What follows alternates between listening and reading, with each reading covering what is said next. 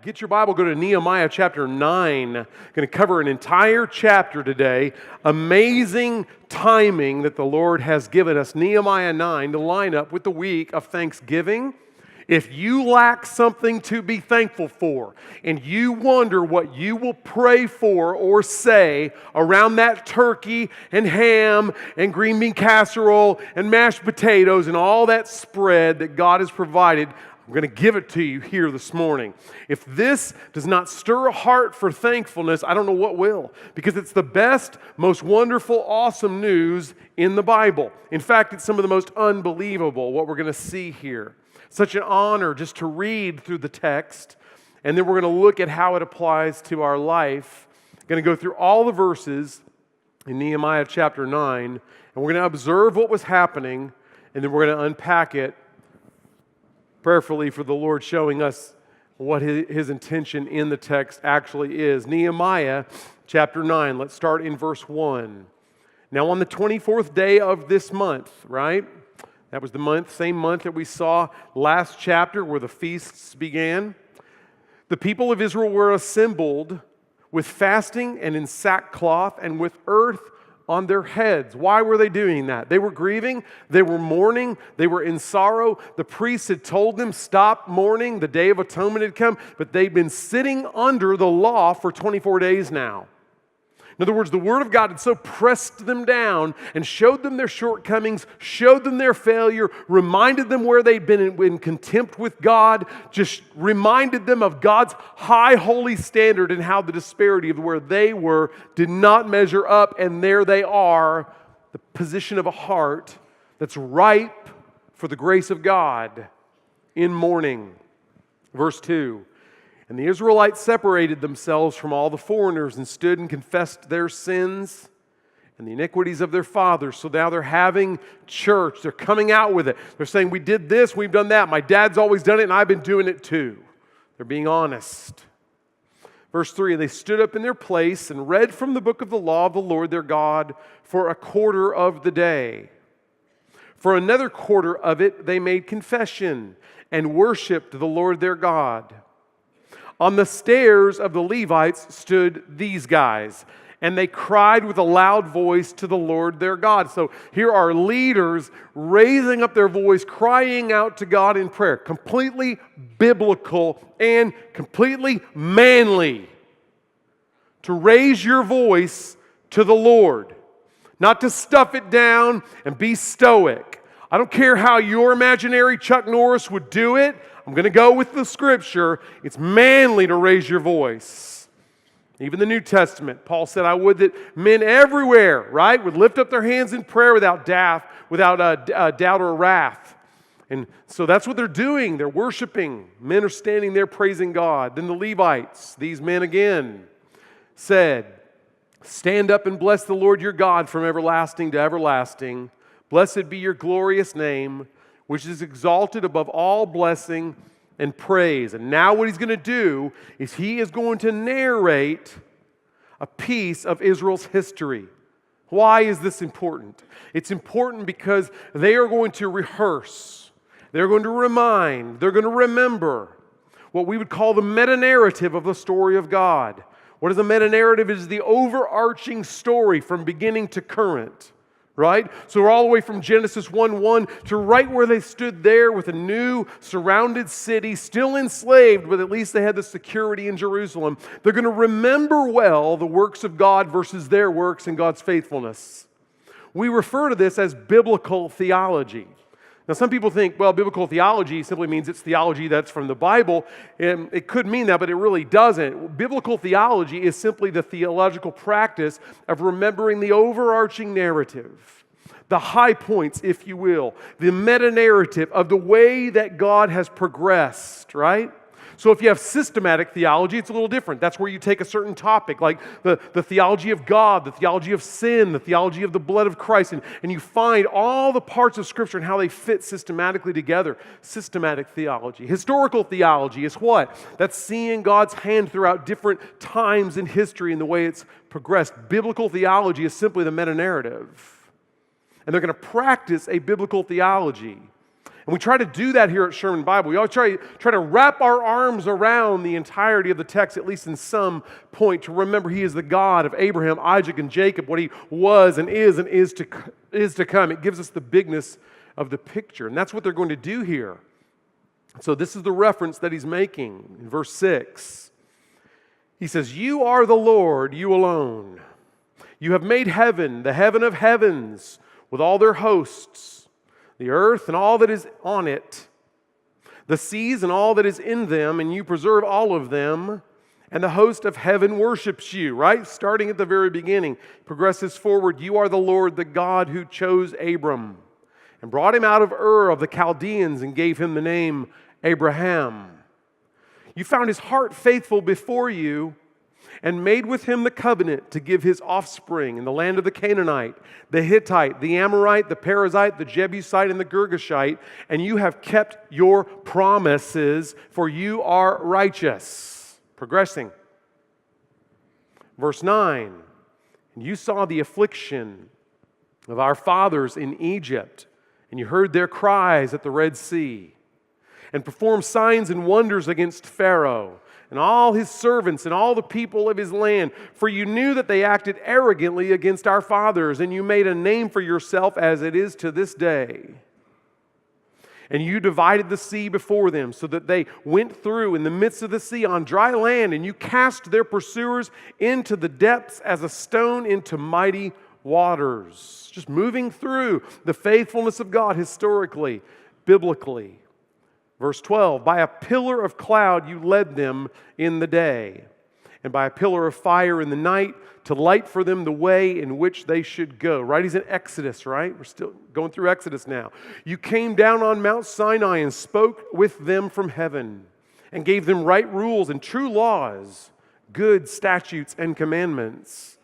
And you made known to them your holy Sabbath, and commanded them commandments and statutes and a law by Moses, your servant." God, you did all this. Verse 15, "You gave them bread from heaven for their hunger, and brought water for them out of the rock for their thirst. And you told them to go in to possess the land that you had sworn to give them." God, you made everything. You chose a people through Abram. They were under persecution. You delivered them. You've been faithful. You provided everything they ever needed: direction, comfort, heat, warmth, food, drink, you name it, you gave them beyond what they could ask or think. God, that's what you have done. And now the narrative flips to this was the response. Verse 16, "But they and our fathers acted presumptuously and stiffened their necks and did not obey your commands." I want you to think about that. Everything that went past, all that was given that was good, all that was being looked over, all the feasts that pointed forward even to a deliverer one day, stiffen their necks and throw it off. Verse 17, "They refused to obey and were not mindful." You know what that means? It means they didn't remember well. They forgot it. "I'm not going to obey, and I'm going to forget all you did for me." You ever seen a kid do that? Right? You ever seen a kid have an attitude of, "What have you done for me lately?" Right? You ever been there at Christmas and heard a kid say, "Is that all?" You know, you're like, "Only once." I want you to feel that. Because we feel that as parents, we feel that as people. We know our response to ingratitude, don't we? We know what we feel. You ungrateful, right? That indignation that stirs up. He's describing it. They were not mindful of the wonders that you had performed among them, but they stiffened their neck. They appointed a leader to return to their slavery in Egypt. Remember that in Exodus? They said, "We don't know where this Moses has gone. Let's get a leader and let's get back there where we know it's safe." Weren't there some things to eat? Oh, there were leeks, yes, to eat. And you also had your back beaten open. You forgot all that. But let's go back. But you are a God ready to forgive. Staggering statement. We'll come back to it. Gracious and merciful, slow to anger, and abounding in steadfast love. And you did not forsake them. Watch how he did not forsake them. Verse 18, "Even when they had made for themselves a golden calf and said, This is your God who brought you up out of Egypt and had committed great blasphemies. Watch, even while they were doing that, in the middle of it, you in your great mercies did not forsake them in the wilderness. The pillar of cloud to lead them in the way did not depart from them by day. They made a golden calf to worship as a false god under the very cloud that God left over them to shade them from that wilderness sun. That is staggering. It's almost offensive to my mind. I don't know about you. I look at that and I want to say, what kind of God are you? What are you doing? What do you mean you still provided that for them? Shouldn't you have just pulled that back off and go, I'll show you what a golden calf looks like. Here's a nice sunburn. At least. Maybe a tad of melanoma. Come on now. If you had your way, we all know we don't want you to be God. You better know you don't want me to be. I'd be like, what'd you do? For how many times? You think I'm going to provide covering over you and give you the provision to rebel against me? I gave you the breath that you're blaspheming me with. Who is this God? This is staggering. This is in the text. This is in the Old Testament. People tell us, oh, get rid of that because God's a big meanie. No, it doesn't look that way to me. It doesn't look that way to you. You kept it over them by day, nor the pillar of fire by night, to light for them the way in which they should go. That desert gets cold. I've been there. And without that pillar of fire and without that guidance, they would have scattered, been lost, eaten by beast, or froze to death. Hypothermia. While they're disobeying. Amazing. Amazing. Staggering that he would act that way. Verse 20, you gave your good spirit to instruct them. Stayed right there for their counsel, and you did not withhold your manna from their mouth and gave them water for their thirst. Here, I'm going to continue to feed you and sustain you and give you water miraculously to give you energy while you continue to disobey me. I, the God of the universe, who made heaven and earth and upholds it all by the word of my power. And you, little creature, disobedient to me, aligned with my sworn enemy, I still provide for you. This is crazy. This is in your Bible. This is the God who we have to do with. I don't know about you, but I'm already comforted. Verse 21, 40 years. Whoa, man, you think you've been long-suffering. 40 years. You sustained them in the wilderness, and they lacked no thing. They had no lack. They were not impoverished, though they deserved it. They were not burned by the heat, though they deserved it. They were not frozen by the cold, though they deserved it. They were not starving from lack of food, though they deserved it. They were not dying of thirst, though they deserved it. They were not conquered by enemies, though they deserved it. No beast destroyed them, though they deserved it. No disease was in the camp, though they deserved it. It's staggering. It's amazing. This is a Thanksgiving day if there ever was one. Look at this. Their clothes did not wear out. Ladies, some of you, that's terrible news. You'd be like, oh, that's hell right there. Well, it was good when you're a wanderer in the wilderness. Clothes did not wear out and their feet did not swell. No matter how much they traveled, they did not become tired in their body from the journey. Verse 22, you gave them kingdoms and peoples and allotted to them every corner. Rear free. Lavishing on his people. What love. So they took possession of the land of Sihon, king of Heshbon, and the land of Og, king of Bashan. Man, those were the hard ones to beat. He said, here, give it to you. All the rivers running through there. You multiplied their children as the stars of heaven, and you brought them into the land that you had told their fathers to enter and possess. So the descendants went in and possessed the land, and you subdued before the inhabitants of the land the Canaanites and gave them into their hand with their kings and the peoples of the land that they might do with them as they would, nothing being withheld here. And they captured fortified cities and had a rich land and took possession of houses full of all good things. Look at this, cisterns already hewn, right? They had it all cut out, no hard work there. Vineyards, olive orchards, and fruit trees in abundance. So they ate and were filled and became fat and delighted themselves in your great goodness. That's awesome. It's like He provided so much that you guys had it so good you gained weight. You were wandering and your feet weren't swollen and your clothes weren't wearing out. You got to where you were going. He opened it all up to you. You got to put your feet up and got to take your ease and relax. Both things you'd experienced, Israel.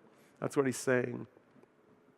Did all this. It was all very good. Verse 26, here we see it again. Nevertheless, they were disobedient and rebelled against you and cast your law behind their back and killed your prophets who had warned them in order to turn them back to you. And they committed great blasphemies. Prophets saying, wait, don't do this. Don't do this. Look at what He's done for you. Look at how He loves you. Look at how He's lavishes upon you. He delivered you. He's for you. He's providing for you. Don't serve other gods. Stay with Him. Yes, He has some ways and some laws, but they're for your good. He's providing for you. Don't turn away. And they put them to death. How can you not feel slightly offended on behalf of a God that good being treated that bad? Where is your sense of justice? Where is His? I feel it right now. You're kidding me. Verse 27, in love, look at this. Therefore you gave them into the hand of their enemies. You want to be with them? Well, I'll let you be with them then. Who made them to suffer.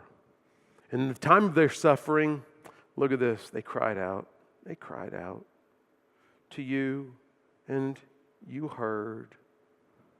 They cried out, you heard, still hadn't gone beyond His love. You heard them from heaven and according to your great mercies, not according to their awesome faithfulness, not according to their wonderful traditions or the way they kept the law. Nobody was saying, look, rescue me, I'm nailing it. They just said, help, help, help. It's the cry of the heart of every sinner that's ever come to the cross of Jesus Christ. It's always the same. It can use different words, different languages. It's always the same thing. Help. It can't save me. I know where I'm going. It's away from you. I don't deserve it. Help. Is this offensive to you? It's a little offensive to me in my flesh because I'm going, what kind of God are you? Strike them dead, right? Like the guy in the fast lane. I don't like to call down fire, but I'm praying about it. I mean, we get upset at petty things. This is the rebellion of the universe. No angel had ever seen grace, mercy, compassion, patience, long-suffering. And Israel had it in spades, repeatedly over and over. Because of your great mercies, you gave them saviors who saved them from the hand of their enemies. Read the Judges. My goodness. It's just, it's psychotic. Up and down, up and down. They're like the bipolar nation. I'm going to crush you and give you your enemies. We repent. I'm going to raise you up. Well, we're sinning.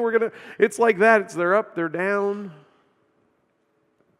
Verse 28, but after they had rest, after you saved them, they did evil again before you and you abandoned them to the hand of their enemies so that they had dominion over them. Yet when they turned and cried to you, what happens? Look, you heard. There He is again. It's amazing. Doesn't even say they cried long. It said they cried. You heard from heaven. And many times you delivered them according to your mercies. not according to their actions, not according to what their just desert was, not according to their righteousness, not according to their stubbornness or the way they disciplined themselves. It wasn't about the new leaf they turned over. Please try to see the spirit of this is simple. God, loving kindness, abounding in mercy, beyond what you would ever do. Admit it. Admit it. I don't care how lovey-dovey you are. You might be so people person, but I slap you enough times in the face. I take what is yours and squander it. I kill who you love. You won't welcome me home. You won't open your arms. I can't come over for Thanksgiving. Some of you, if I don't speak just right, you're out. It's a misunderstanding of God. It's a pitiful immaturity. But according to your mercies, He's faithful. Verse 29, and you warn them in order to turn them back from your law. Don't do that. It hurts you. Yet they acted presumptuously, did not obey your commandments, but sinned against your rules, which if a person does them, he shall live by them. Just good rules, man.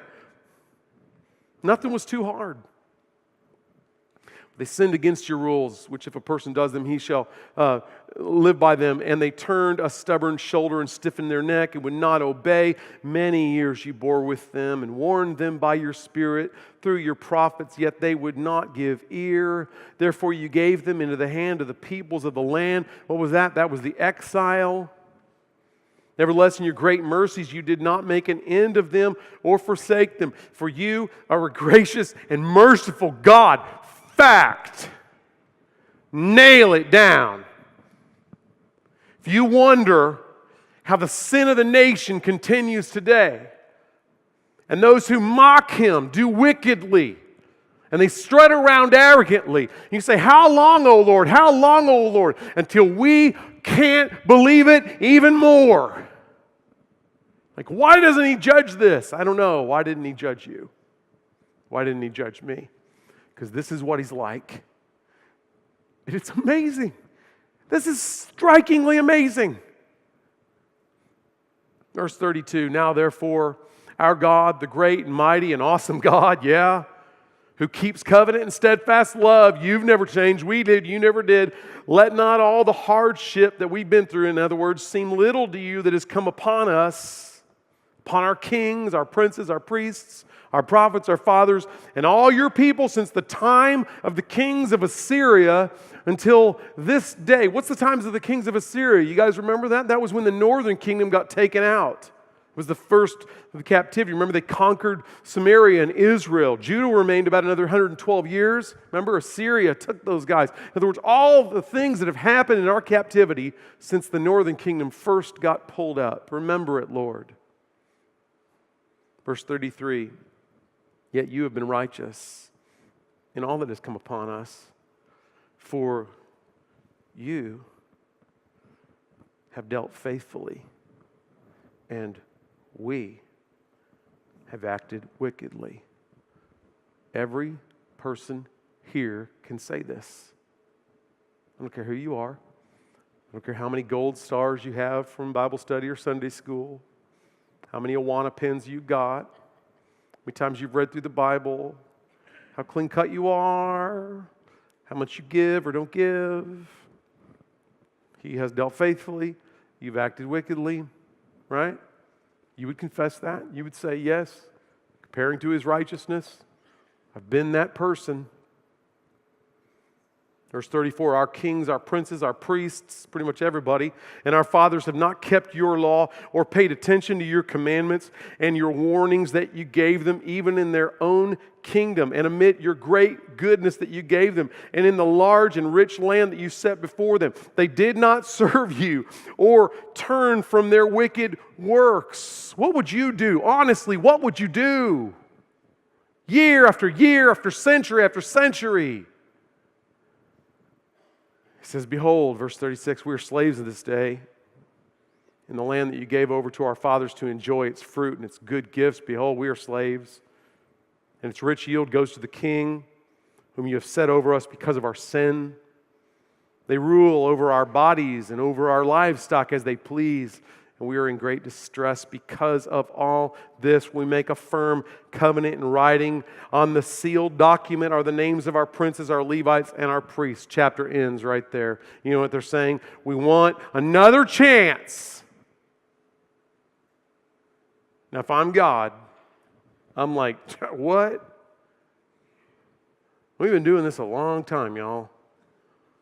It's getting old. I'm a little bored with y'all. You know, all he had to do was withhold. He didn't have to act anyway. Just withhold that covering and mercy. They would have been consumed.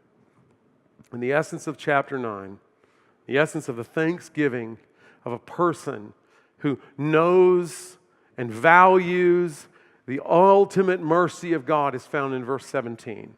Let's just see verse 17 again. It's the essence of the chapter. It says, they refuse to obey. And were not mindful of the wonders you performed among them. Forgot all about it. Deliverances, rescue, mercies, grace, when? But they stiffened their neck. They appointed a leader to return to their slavery in Egypt. But you are a God ready to forgive. That's amazing. Ready to forgive. Not reluctant to forgive. Not standing there going, you done with that stupidity yet? Because I could throw you in hell. Well, he could, and it's stupid, but that's not his attitude. He's ready to forgive. It has to do with posture. You ever watch sports? You get ready for the play. What do? They pose themselves so that they can move quickly. That's God. Blows my mind. Makes no sense to my carnal mind. I look at him and I go, you are altogether different than me. I would never do that. Never would I do that. Are you sure you really did that? People say, oh, the Old Testament God, he's kind of cranky. Doesn't look that way to me. Looks opposite to me. You say, well, he's so different. He's so completely different. Let me say it to you this way. His thoughts are not our thoughts. His ways are not our ways. In fact, as high as the heavens are above the earth, so high are his thoughts above our thoughts, and his ways above our ways. We tend to think of that verse in Isaiah 55 as saying, God's really smart. Can I show you the context of that verse? Let's do that. That was a rhetorical question, because if you say no, I'm still going to do it. Isaiah 55, start verse 6. Look at this. Seek the Lord while he may be found. Call upon him while he's near. Let the wicked forsake his way, and the unrighteous man his thoughts. Turn from all that. Let him return to the Lord, that he may have compassion on him and to our God, for he will abundantly pardon. He's ready to forgive. He'll abundantly pardon. He's proven it. That's verse 7. Watch verse 8 and 9. For my thoughts are not your thoughts. Neither are my ways your ways, declares the Lord. For as the heavens are higher than the earth, so are my ways higher than your ways, and my thoughts than your thoughts. That's the context of that. His forgiveness, his mercy is so far above and beyond what we would do. Our thoughts and our ways would have consumed people in their sin. Aren't you glad you're not God? I'm glad you're not God. And believe me, be glad I'm not God. 2 irrefutable laws of the universe. There is a God, you're not him. You say, okay, it's pretty good news, I guess. I guess it's all right. What about the New Testament?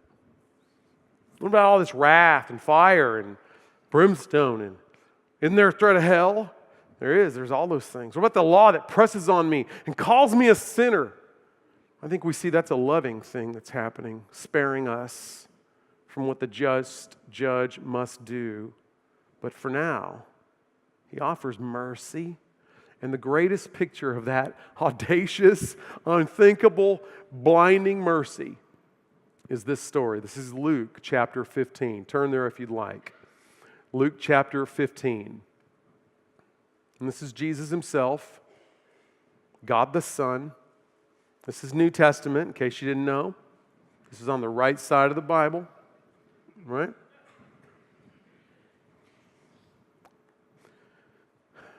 Verse 11, and he said, that's Jesus speaking. There was a man who had 2 sons. He's going to say this in front of, by the way, tax gatherers and sinners, and also a monkey gallery of Pharisees who hated him because he was showing grace and mercy to people they considered not worthy of his grace and mercy. That's funny right there. It's like you want to knock on the Pharisee's head. Clink, clink. Have you read your history? You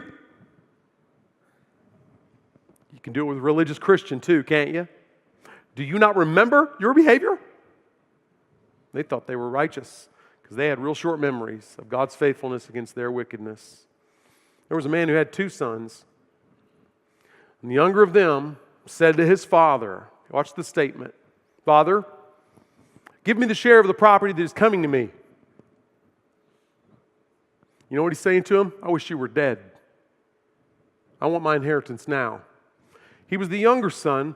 That means he got 1/3 of the inheritance as the older son got 2/3. He's saying, give me what I'm going to get.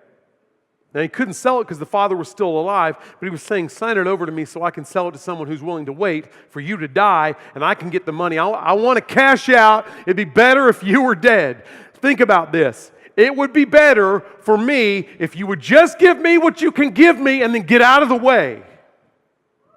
What's that a picture of? America. Yeah, doesn't sound so good in that context, does it? Staggering, and he divided his property between them. The dad did it. I'm done right there. I'm right there. I'm like, no, come on. Gotta be kidding. Talk about getting taken advantage of. Not many days later, verse 13, the son gathered all he had. That word can be brought into context as liquidated. In other words, he found a buyer willing to buy everything that was his, that would be his, at a discount rate, no doubt, so that he could cash out. Otherwise, how could he take that? He can't take that property into the foreign land where he's going. He has to cash it out. He liquidates it. He gathers it, brings it all in. Gathers all he had. He took a journey into a far country. Oh, I got to get away from you. Give me all you got. I wish you were dead. You're not, so I'm leaving. I got to get me some space from you.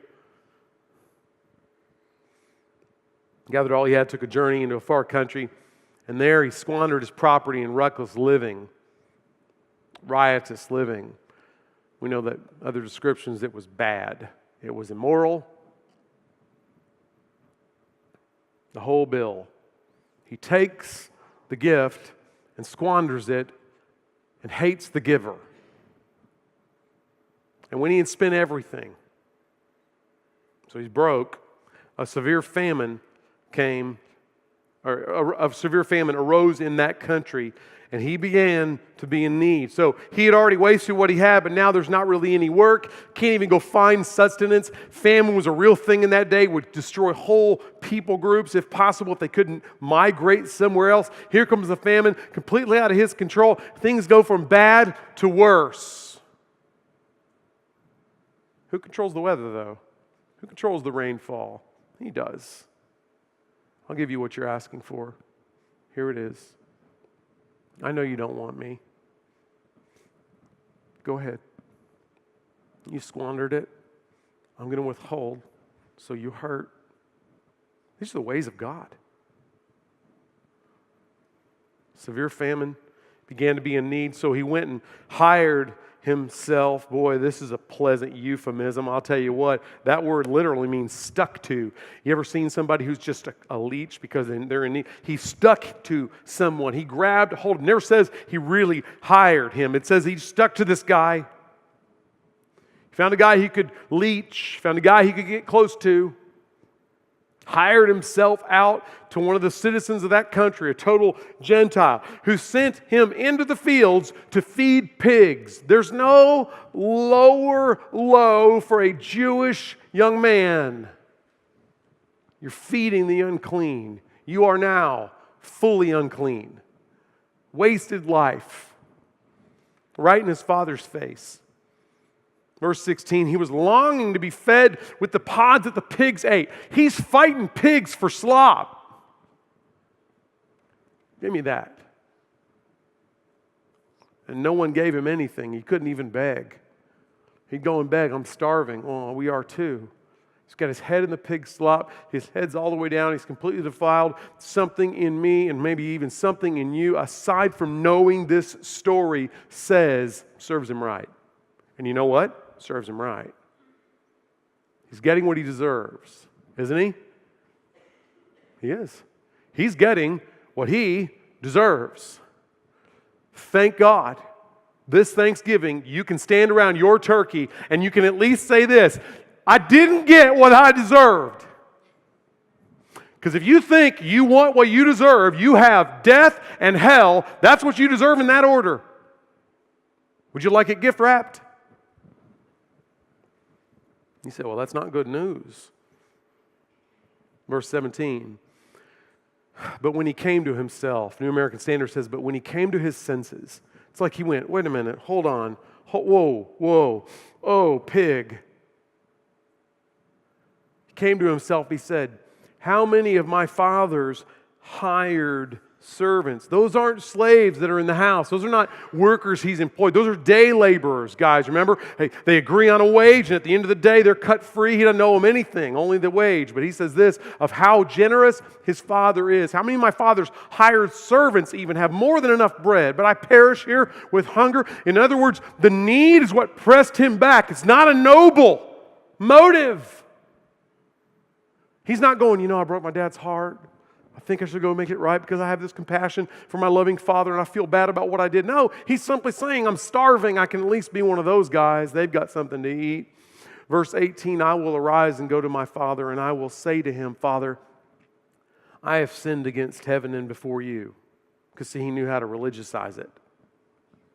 He didn't want to go, hey man, I was eating pig slop. Can I have some bread? Not even a noble motive. He said, I'm no longer worthy to be called your son, truth. Treat me as one of your hired servants. I probably wouldn't. But his ways and his thoughts are higher than mine.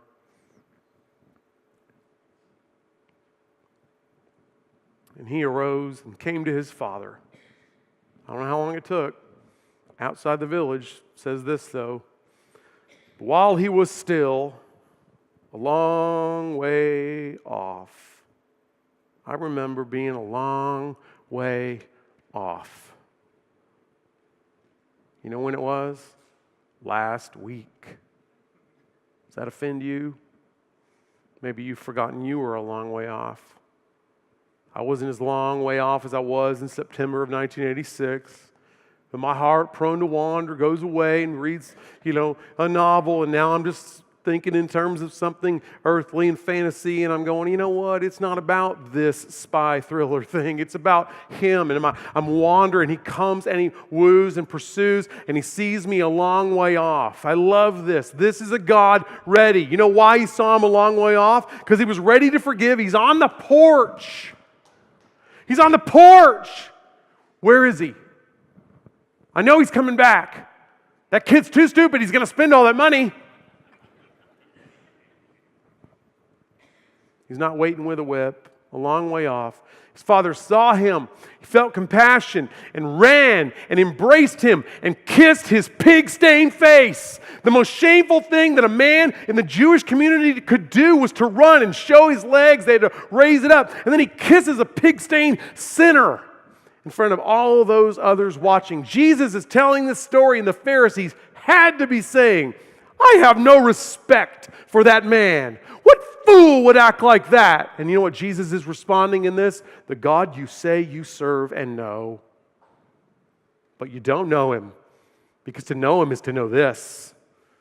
Ready to forgive. Runs, grabs him, immediately restored. And the son said to him, Father, I have sinned against heaven and before you. I am no longer worthy to be called your son. Here he starts going through his speech. But the father said to his servants, bring quickly the best robe. You know what the best robe belonged to? It belonged to the Father. The best robe was the Father's robe. And it was what the oldest son would generally wear at his wedding. He said, go get my best robe, put it on him. When you turn from your stubbornness, your sin, your hardness of heart, your frankness and your way of just going, I'm not sure I like you, I'm tired, you're pushing you off. As soon as you say, I will go and I return, he runs and says, bring quickly. Because his ways aren't like your ways. His thoughts aren't like your thoughts. And I can't but feel this. I've been sitting in this all week. Bring quickly the best robe and put it on him. He's going to look like me. I'm going to cover him with meanness. And put a ring on his hand. Give him my signet. Get the signet ring of my authority and put it on his hand. What? What kind of God is this? And shoes on his feet. Let him be covered with the fact that we are in right relationship, and that will bring him peace as he takes his steps toward the house. And bring the fattened calf and kill it, and let us eat and celebrate. For my son was dead and is alive again. He was lost and is found, and they began to celebrate. There's the rest of that story. We're going to do that when we go through Luke. But right now, here's what I want to say. If that's not Thanksgiving, I don't know what is.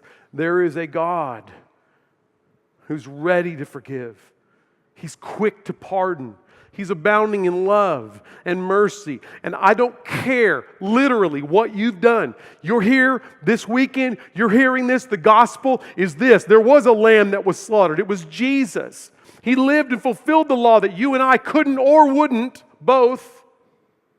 And he died a substitutionary death so that what we can say is, I believe you took my sin, and he gives us his righteousness. He puts the robe of righteousness on us. He gives us the signet ring of God's authority and shods our feet with peace. And we go, what? You don't understand. I tempted him last night. I know. It's amazing, isn't it? I wouldn't take it for granted. Don't call it license. But you can look it dead in the eye and say, I don't deserve your love, but I receive it today. That is salvation, by the way. I see my sin, I see your love, I see your righteousness, and I'll take it.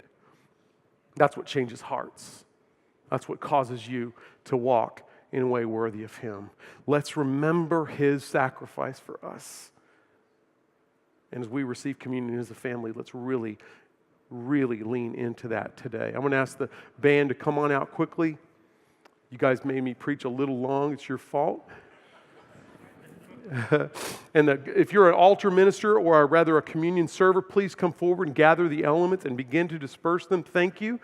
2 instructions related to receiving communion with us. We at Sherman Bible practice an open communion. You don't have to be a member of Sherman Bible or participate, but you do need to be a believer in Jesus.